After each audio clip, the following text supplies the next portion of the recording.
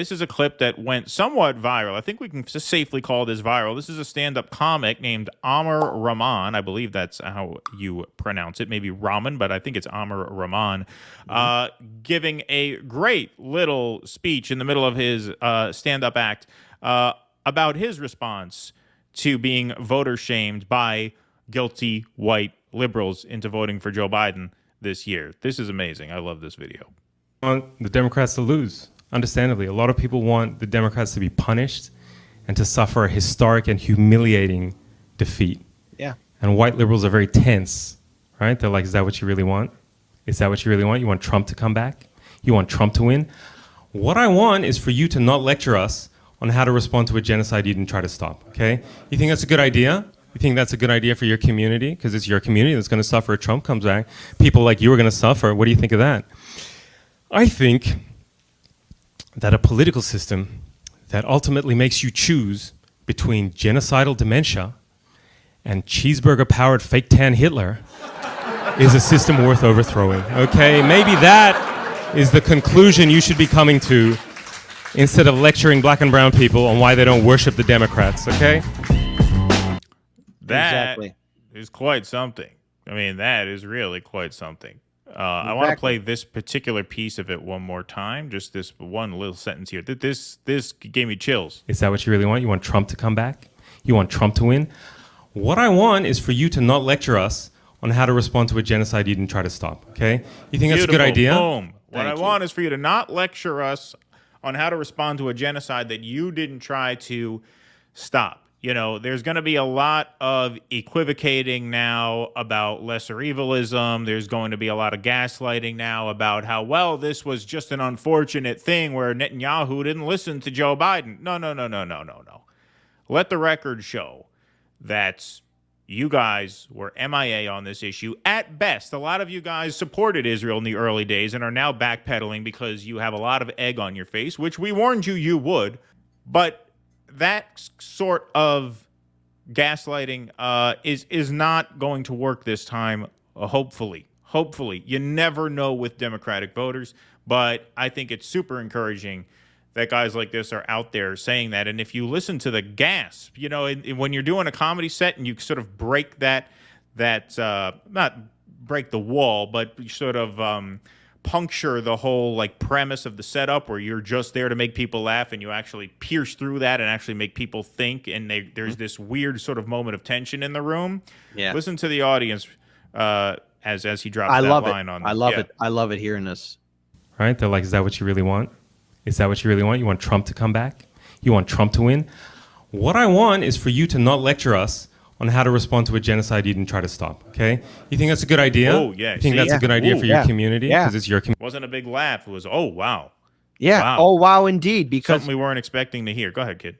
Well, it's just, okay. First of all, you have a lot of people triggered by Donald Trump, and they're projecting him as this Hitler 2.0. Hitler and Trump are two different people altogether. Now, no, I never wanted to see Trump get elected in 2020. I didn't want to see him get elected in 2016, 2020, and even now. But the point is, he is the Frankenstein monster that was encouraged by Bill and Hillary Clinton to run. And this whole idea that Trump is going to be this end-all, be-all threat to democracy, we don't have one. We have an oligarchy. All right. And when the Democrats ran in 2020, because I remember all this fucking bullshit bullying that they did to everyone on social media. Oh, if you don't support Biden, you're helping Trump. Oh, you just believe in genocide. You're a secret racist. You're this and that. Stop projecting, because all that shit that you said was going to happen under Trump happened under fucking Biden. So if the Democrats are going to lose, that's on you, liberals. And if it takes comedians and more people to say this to you, fine. But at the same time, too, these same white liberals that gasp of, oh, you don't want Trump to win, do you? Secretly, when I hear people talk like that, I know for a fact that they want to be like Trump, or either that they put on this mask to pretend they care about social issues, when in reality, they don't. I've seen these people before. You have seen these people before. Russell has seen those people before. These white latte drinking mimosa fucking liberals who say, if we don't stop Trump, it's going to be a dictatorship. We've had presidents sign the genocidal orders of the Native American tribes. We had presidents preside over this country when black people were considered 3/5 of a person. Fuck you and your fear about Donald Trump. I'm going to live the rest of my life as best as I can. Trump is who he is. But we got far more vile politicians in power right now than Donald Trump. At least he's up front with his fucking bullshit. And that doesn't make him a saint, but all this fear mongering about, oh, if you don't do this, you're a bad person. If you don't do that, you're helping Trump. What the fuck are you doing? Because all you're doing is lecturing me about how I'm a bad fucking person. What about yourself? Are you really who you say the fuck you are? Because you're not. I've had people in 2016. I said this to you before. I'm sorry. Rant will be over after this. I've had a person send this to me. It was during 2016. I kept on warning my friends because after I was in Philly, like, hey, there's a 50-50 chance Hillary's going to lose. And they say, well, are you going to vote for Hillary? I'm like, no, I'm going to vote for Jill Stein. I get this message of an article, The Rise of the Ku Klux Klan, and how Trump is helping it. And underneath that message was, you are helping create this. I responded back, fuck you. How dare you call me this? Just because I'm warning you that Trump's going to get elected doesn't mean I support the fucking Ku Klux Klan. Get the fuck out of here with that shit. Many years later, they apologized to me for that shit because everyone's realizing that old man Biden doesn't have what it takes. And old man Biden is doing all the things that Trump is doing. And if all this stuff during these 4 years of Biden happened under Trump, people would be protesting in the street. You pink pussy hat motherfuckers, show me shit. Yeah, there you go. Nicely done. I like that mimosa fucking liberals line. I don't know what kind of brunch spots you got out there in Chicago, but they're lipping up on the north side. Maybe that sounds a little wilder than in New York. Maybe New York has gotten a little too gentrified for that kind of scene. But you got to go to the mimosa fucking joints in Chicago.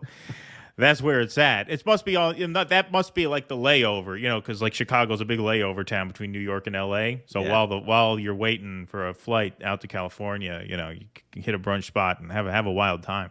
But yeah, the other part of this that is just really offensive is, and I'm offended by it as a white person. I could imagine how he feels, right? Like the idea, like if you're a white liberal, to approach a black or a brown person and try and use them to validate your own neurosis is just a pretty obscene thing to do. Like, you feel like because of your own guilt that you have going in your head, your own paranoia about Trump, you are triggered by Trump for a lot of different reasons. I think part of the reasons why affluent white liberals despise Trump is because they feel like he skated into their world without earning it the way they feel like they've earned it, right? This is just this big, doofy, rich kid who got into Wharton because of his father, and now he gets to be president. Meanwhile, I worked my ass off to get into like Villanova, and now I'm making, $200,000 a year, and I was proud of that until I saw that this fucking Nepo baby was able to skate to the presidency on just id and ego and this sort of like anti-charisma, right? So I think that's one of the things that really pisses them off. But to actually go to a black and brown person, especially an Arab person in this moment where their people are being slaughtered en masse, and say, well, you're with me, right, for Biden because even though he's funding a genocide of your brothers and sisters, he's still better than Trump, right? Validate that for me. Validate that for me that he's still better than Trump. I could imagine how offensive that would be to a comic like this. No, and you also have to take into account a lot of these white liberals want to be seen as, I'm one of the good ones. Right, I'm a good person. And these are the same people who still probably have that LARP fantasy of, if I was alive during the Civil War era, I would have freed the slaves. Right, if I was alive during World War II, I would have helped hide the Jews from the SS. No, you wouldn't. You would have been compliant. You would have been following orders. You would have not given a damn about slaves running away, or either that, you would have called the guys hunting the slaves, the bounty hunters, to go ahead and round them up, okay? Because the person you are now is not who you would be back in time. All this self-projection, because these people LARPed as resistance fighters, and I saw a shit ton of them 2016 to 2020, always protesting in front of Trump Tower. It's like after a while, it's just like I just couldn't do it anymore. I remember telling Dan, I can't film these people. These people's just sicken me. They get herded into a little sheep cage across the river from Trump Tower. That's right. And that's a big photo spot in Chicago, right? Because the Trump Tower in Chicago is right on the river, right? Yeah, it's a beautiful spot. Center of town, Michigan Ave shopping district. Like in New York, there's one on Fifth Avenue which is, central. That's a popular area, but it's not like Times Square. It's not the tourist spot. Where like Chicago, the Mag Mile there, where the north side meets the south side, that's the prime tourist center, and Trump Tower is right there. So you get a lot of virtue signaling at that Trump Tower. We see it all the time. The people giving the finger to the building. That's his Chicago location. It's actually it's actually a pretty swanky spot. So I don't know. I'm probably canceled already. You said something nice about Trump Tower. Yeah, it is. Nice, it's right. It's like not far from the Wrigley Building, right? It's pretty close. Yeah, it's actually pretty close to the Wrigley Building. It's also like a block away or 2 blocks away from the Tribune Building too. Please clap.